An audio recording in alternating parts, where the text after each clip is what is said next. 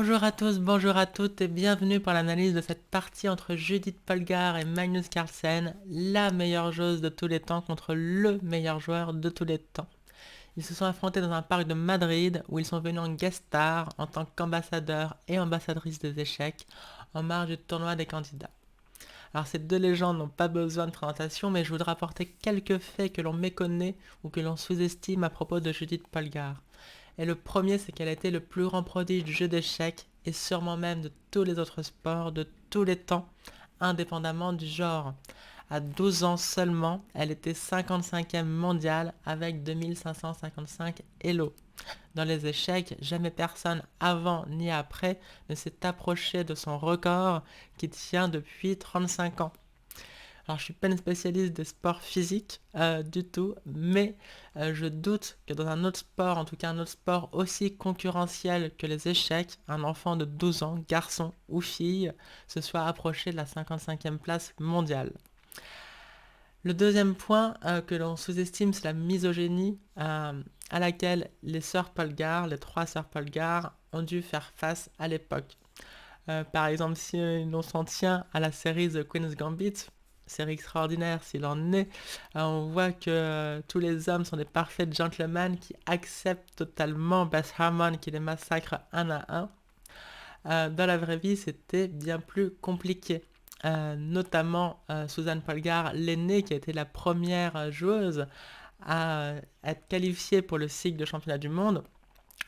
À l'époque, le championnat du monde était dit masculin. Il y avait le Men World Championship et le Women World Championship. C'était pas comme maintenant une section open, mixte, et une section féminine réservée aux joueuses. Et ils ont dû batailler et batailler pour se faire accepter et donc remplacer le nom de Men World Championship par Open Section du championnat du monde. Et le troisième point aussi que l'on sous-estime, peut-être surtout les joueurs parmi vous, c'est à quel point Judith Polgar a été une inspiration pour toutes les joueuses. Alors évidemment, une joueuse de son niveau a été une inspiration pour tous les passionnés d'échecs, peu importe leur genre, mais pour toutes les joueuses en particulier, de ma génération, mais même plus âgées ou plus jeunes, Judith Polgar a fait le plus grand bien. C'était vraiment la légende que toutes nous avons soutenue tout au long de sa carrière. C'était une profonde tristesse que d'apprendre sa retraite en 2014, si je ne m'abuse. Et bah voilà, elle a fait le plus grand bien, elle a montré que les femmes pouvaient jouer au top du top niveau. Quand elle a battu Kasparov, c'était un jour de fête pour toutes les joueuses du monde entier. Et donc la revoir, même le temps d'un blitz à 3 minutes chacun dans un parc, ça fait énormément plaisir. Mais donc Judith affronte Magnus Carlsen qui l'a jamais vraiment réussi. En partie lente, le champion du monde mène par 2-0 pour seulement un match nul. Et en partie blitz et rapide, Magnus mène par le score de 9-1 seulement, donc avec beaucoup de matchs nuls, mais une seule victoire pour Judith Polgar en partie officielle contre Magnus Carlsen. Donc elle a les blancs, elle joue évidemment E4, son coup préféré qu'elle a joué tout le long de sa carrière, et Magnus répond, petite provocation, par C5, le coup préféré de Judith elle-même, grande spécialiste qu'elle a été de la sicilienne avec les deux couleurs, c'était sûrement la deuxième meilleure joueuse au monde, juste derrière Garry Kasparov. Évidemment, pas d'anti-sicilienne, donc cavalier F3, E6 et D4, on ouvre, cavalier prend D4, cavalier C6, cavalier C3 et A6. La variante Taimanov de la sicilienne. Les noirs placent leurs deux pions en E6 et A6 pour contrôler les cases toujours hyper importantes B5 et D5 et notamment préparer la venue de la dame en C7 qui ne craindra plus les attaques des cavaliers blancs. Et donc ici le grand coup actuel c'est cavalier prend C6. Il y a énormément de parties au plus haut niveau encore maintenant sur B prend C6, Fou D3, D5, Petit Roc, etc. L'autre très grand coup dans cette position c'est Fou E2 pour préparer le Petit Roc. Mais ces deux variantes ne sont évidemment pas dans le style de Judith Polgar qui est toujours tournée vers l'initiative et vers l'attaque sur le roi adverse. Donc elle a joué fou E3, l'ancien grand coup, l'ancienne grande variante, avec des idées tout à fait belliqueuses, Dame D2, Grand Roc, F3, G4, tout balancé à l'aile roi et maté le roi noir. Donc Magnus a répondu par Dame C7, l'idée derrière A6 évidemment, Dame D2 c'est le plan, Cavalier F6 et ici un coup qui est obligatoire tôt ou tard dans la configuration blanche, F3. On aurait pu faire Grand Roc d'abord sans crâne Cavalier G4 à cause de fou F4, et sur Cavalier E5 on peut jouer fou G3 et puis poursuivre par F4. Mais donc si les noirs ne jouent pas cavalier G4, dans tous les cas, il va falloir faire F3 à un moment ou à un autre pour préparer G4 et aussi consolider le pion E4. Donc voilà. Judith commence par F3, c'est très bien. Ici, fou E7, ça peut paraître un peu passif en comparaison de fou B4, mais en fait, on a besoin de ce fou en protection du roi noir. Une autre idée, cavalier E5, pour venir en C4 et prendre la paire de fous est intéressante, mais c'est au prix, cette paire de fous est achetée au prix de trop de tempi et c'est considéré comme avantageux pour les blancs. Donc fou E7, on ne peut plus normal. Évidemment, Judith répond par Grand Roc pour toujours ses idées belliqueuses. Et après B5, elle a envoyé G4, bien évidemment. Donc ici, cavalier prend D4 a été le coup joué par Magnus, ce qui peut paraître un peu surprenant à première vue. Pourquoi procéder à cet échange alors qu'on pouvait développer le fou en B7 par exemple? Alors ce qu'il faut comprendre, c'est que dans cette position, si les blancs jouent cavalier prend C6, les noirs vont reprendre du pion D, pas de la dame parce que cette diagonale est quand même bien bloquée, et le pion en D7 peut se retrouver est arriéré en quelque sorte sur la colonne ouverte, donc il peut être faible. On va plutôt jouer D prend C6, et on est content d'avoir le fou en C8. C'est pas évident qu'on est content maintenant, mais après G4, on va faire E5, et le fou va venir en E6, et on comprend qu'il était bien placé en C8. Et donc c'est pour ça, pas cavalier prend C6, mais après G4, si on fait fou B7, bon, on peut jouer G5, c'est sûrement même le meilleur coup, mais juste pour montrer cette idée, après cavalier prend C6, si maintenant D prend C6, on regrette d'avoir le fou en B7, et sur fou prend C6, on préférerait avoir le fou en B7 qu'en C6. Par exemple, un thème qui peut arriver, c'est G5, cavalier bouge, et maintenant, cavalier D5, parce que sur E prend D5, E prend D5, vient avec gain de temps contre le fou, et donc si le fou bouge, s'il y a D6, etc. Donc voilà. Et enfin, dernier avantage à prendre en D4, c'est peut-être le plus évident, c'est tout simplement que ça ouvre la colonne C, et les noirs ont besoin de cette colonne C semi-ouverte pour attaquer le roi blanc. Donc fou prend D4, ça c'est automatique. Fou B7 maintenant, et donc ici un coup qui est en fait une nouveauté. Alors c'était pas préparé par Judith, d'ailleurs elle a cru gaffer en jouant ce coup, mais en fait non, c'est un bon coup, un coup intéressant en tout cas. Alors les grands coups ce sont roi B1, et donc en général les noirs rock, on poursuit par G5, cavalier H5, et ici un coup typique d'attaque, on replace le cavalier en E2 pour aller en G3, challenger le cavalier H5 et donc espérer l'ouverture de la colonne H après cavalier prend G3, H prend G3. Donc tout ça c'est ultra théorique. Un autre grand coup qui a déjà été joué contre Judith Polgar elle-même, donc Judith avait des noirs dans cette partie, c'est G5 tout de suite, et après cavalier H5 là, une belle idée, fou E5, qui peut surprendre si on n'était pas préparé, mais en fait tout ça c'est théorique. Dame prend E5, dame prend D7, échec, roi F8, dame prend B7. Donc ça a l'air un désastre total pour les noirs, mais on a fou prend G5, échec, regagne le pion, et sur roi B1, dame B8, qui va forcer l'échange des dames avec une finale plus ou moins égale. Donc ok, tout ça c'est théorique, mais pas le coup joué par Judith, E5, qui est un coup intéressant, d'autant plus intéressant que ça ressemble à une gaffe. Et d'ailleurs, donc pour être franche, Judith elle-même pensait avoir gaffé en jouant le coup avant qu'elle ne se ressaisisse et qu'elle comprenne que tout va bien. Alors pourquoi ça ressemble à une gaffe? Eh ben parce que l'ouverture de cette diagonale permet cavalier prend G4, joué par Magnus, et problème, on peut pas reprendre, donc à cause de fou prend tour. Et bah, si on perd ce pion, a priori c'est grave.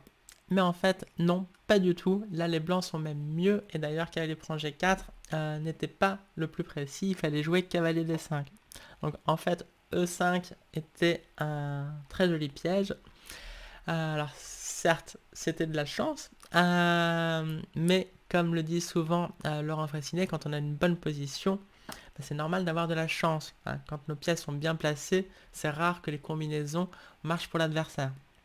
Donc après E5, cavalier prend G4, Judith s'est vite ressaisie. Elle a trouvé évidemment tour G1. Donc là, le coup qui fait peur, c'est fou prend F3 avec pour l'instant 2 pions de plus pour les noirs, mais il y a beaucoup de tactiques. Alors je ne sais pas laquelle Judith aurait joué. Un coup qui semble très intéressant, c'est tour prend G4. Si on voit fou prend G4, dame G2, attaque la tour, attaque le fou. Mais en fait, c'est pas clair. Après fou prend tour, dame prend A8, dame D8, prise, roi prend, admettons, roi prend. Les blancs ont fou et cavalier contre tour et deux pions, et donc la finale est à peu près équilibrée. Donc ça, c'était une première possibilité tactique. L'autre coup, c'est le coup peut-être le plus standard, fou E2. Donc ici, c'est très intéressant. Après, fou prend E2, dame prend E2. Là, on se dit, avec les noirs, eh bien, on va jouer cavalier H6. Avec l'idée sur tour prend G7, regagne le pion, cavalier F5. Et donc, gagne un tempo sur la tour.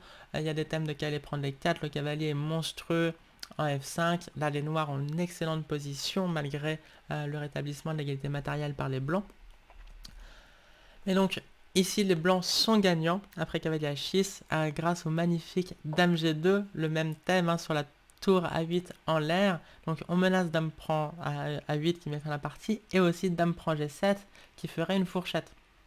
Donc là, il n'y a pas de coup pour les noirs parce que donc sur grand roc, on joue pas dame prend G7, on joue tout simplement dame A8 échec suivi de dame prend A6 échec et donc c'est terminé.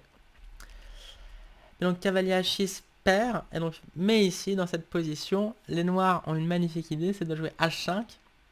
Et donc sur H3, seulement maintenant de jouer cavalier H6, et comme ça sur dame G2, contrairement à tout à l'heure où avec le pion H7 et le pion H2, les noirs étaient perdants. Ici, les noirs sont gagnants même.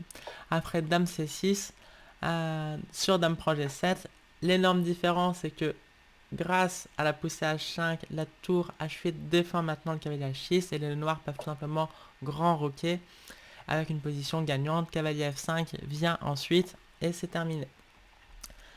Mais donc le meilleur coup pour les blancs dans cette position après fou prend F3, c'était fou G2. Et là les blancs prennent un avantage. En fait, ils vont gagner une pièce de manière forcée. Sur fou prend D1, fou prend A8 et le fou D1 ne ressort pas. Alors il peut y avoir beaucoup de pions par exemple après cavalier prend E5, mais ça reste une pièce et l'ordinateur confirme que les blancs sont gagnants. Et sur cavalier prend H2 à la place de fou prend D1, dans cette position, les blancs vont quand même gagner une pièce par dame F4 cette fois-ci. Attaque le fou F3, attaque le cavalier H2, donc il n'y a pas le choix. Sur fou prend G2, tour prend G2, le cavalier ne ressort pas, c'est terminé. Et sur fou prend D1, on fait pareil, fou prend A8, le fou D1 est attaqué, le cavalier H2 aussi. Les noirs perdent une pièce, bon, même s'ils vont peut-être avoir pas mal de pions en échange. Donc voilà, tout ça pour dire que fou prend F3 n'allait pas pour les noirs, ou en tout cas laisser l'avantage aux blancs. Mais donc cavalier H6 a été joué par Magnus qui a compris, peut-être pas calculé tout ce que je vous ai montré, mais en tout cas qui a compris que fou prend F3 était très risqué. Et donc il a joué cavalier H6. Et ici, Judith a tout de suite pointé, parce que donc, évidemment c'est un but dans un parc des spectateurs, donc les deux joueurs se parlent et se chambrent avec tout le respect mutuel qu'ils ont l'un pour l'autre, bien évidemment. Et donc Judith a tout de suite pointé le mauvais placement du cavalier. Elle a dit « This is a very poor knight ». Et effectivement, ce cavalier H6 est horrible. Et donc surtout pas tour prend G7, hein, qui sera un horrible coup positionnel. On récupère le pion, mais ça permet cavalier F5. Donc évidemment, Judith n'est pas du tout matérialiste, hein, elle privilégie toujours l'activité des pièces au prix du matériel. Et donc pas du tout tour prend G7, il fallait être naïf pour croire que Judith aurait joué un tel coup. Elle a évidemment joué fou D3 pour empêcher cavalier F5. Donc si maintenant cavalier F5, bah, on prend d'abord, et maintenant, d'accord, là on peut jouer tour prend G7 parce que c'est pas à propos d'un pion, là c'est à propos d'avoir la tour sur la 7ème rangée. Et les noirs sont avec une énorme poubelle, que des pions isolés de partout, un roi hyper faible, c'est terminé. Mais donc maintenant qu'on a empêché cavalier F5, et bah tour prend G7 est une vraie menace. Parce que derrière, bah, c'est le cavalier H6 qui sera en l'air et qui n'a pas de cadre. Évidemment, sur petit roc, la Judith aurait joué à tempo tour prend G7, hein, c'est mat, roi prend G7, tour j'ai un échec, roi H8, dame prend H6, et il y a 2 menaces de mat, c'est une de trop. Mais du coup, bah, comment faire pour parer à tour prend G7? Bah, il n'y a pas vraiment de coup, hein. Sur tour prend G8, bon, tout gagne, sûrement tour prend G7, peut-être même dame prend H6, mais bon, le plus simple c'est de faire fou prend H7, donc c'est pas un coup. Donc que faire? Bah, il n'y a pas d'autre choix que fou F8, ce qui est assez pathétique, forcé de le reconnaître. Donc voilà, grâce en fait à cette petite gaffe tactique E5, en fait Judith s'est retrouvée avec une excellente position en 2 coups. Donc la chance sourit aux grands joueurs, comme disait Capablanca, et aux grandes joueuses. Et donc ici, elle a joué fou E4, bien plus fort que cavalier E4, parce que cavalier E4 permet cavalier F5.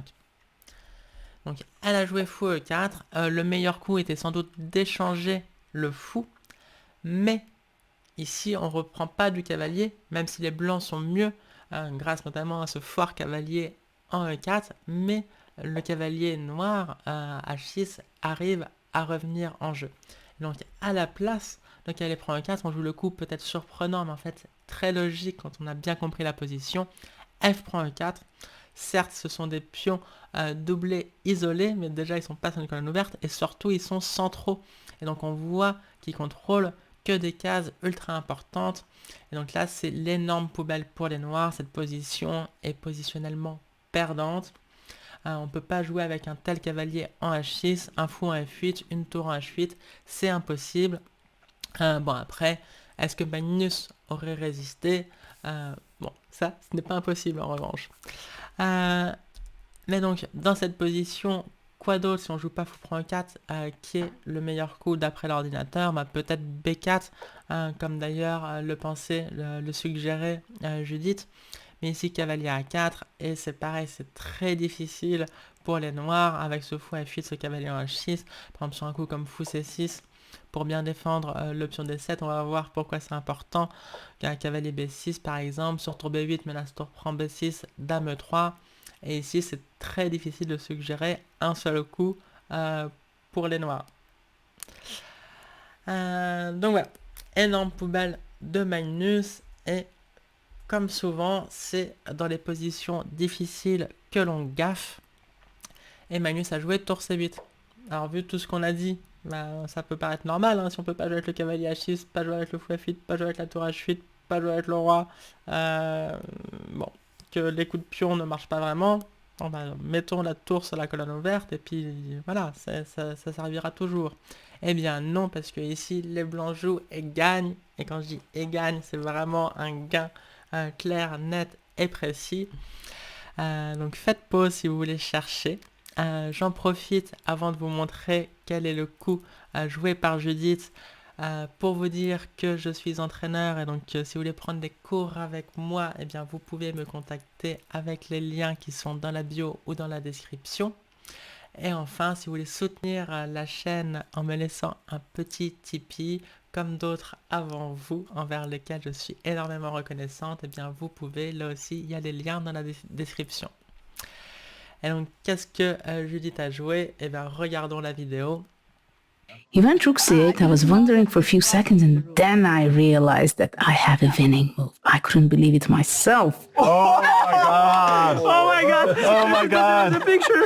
That was his selfmate. It happens. Even the biggest guys Oh my can God. blunder in No, but one. Magnus is a gentleman. And Magnus is not happy, but he's taking it easy. Complete selfmates. Oh wow. goes on Reddit. Wow. Wow. Yes. Okay, no applause yet. I'm gonna fight. Et donc Judith a joué fou B6 qui gagne précisément à cause du coup de tour C8 qui prend la case C8 à la dame qui du coup ne peut plus continuer à protéger le mat en D7.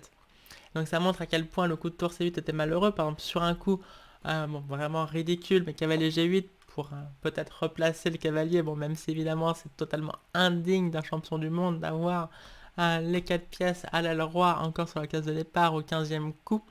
Mais là, au moins, sur fou B6, on peut jouer dame C8 et les noirs continuent le combat parce que la dame protège D7, protège B7. De B7, elle protégerait toujours D7. Donc, il y a encore un combat à mener pour les blancs. Même si, évidemment, c'est totalement gagnant. Bon, d'ailleurs, fou B6 n'est sûrement pas optimal. Donc, après tour C8, fou B6, la Magnus aurait pu abandonner. Bon d'ailleurs, on a cru qu'il allait le faire. Les gens ont commencé à applaudir avant que le champion du monde, piqué dans son ego, ne se ressaisisse et demande d'arrêter les applaudissements car il allait continuer le combat. Mais bon, contre Judith, il n'y a pas vraiment de combat dans cette position. Bon, la partie a quand même continué par fou prend E4, fou prend C7, fou C6. Alors c'est une seule pièce. Contre la dame, fou D6, cavalier F5, bravo Magnus, ton cavalier qui avait pêché par gourmandise en prenant le pion G4 et maintenant recentré, c'est génial, mais tu as une dame de moins. Donc cavalier E4 et le champion du monde a enfin abandonné. Donc voilà, la meilleure joueuse de tous les temps a gagné contre le meilleur joueur de tous les temps. Belle victoire de Judith, même si on aurait pu espérer que Magnus arrive à mener un meilleur combat, à lui donner plus de challenge, mais que voulez-vous, il affrontait après tout la meilleure. Donc voilà, j'espère que cette vidéo vous a plu. Si c'est le cas, laissez un petit like et je vous dis à très bientôt. Ciao!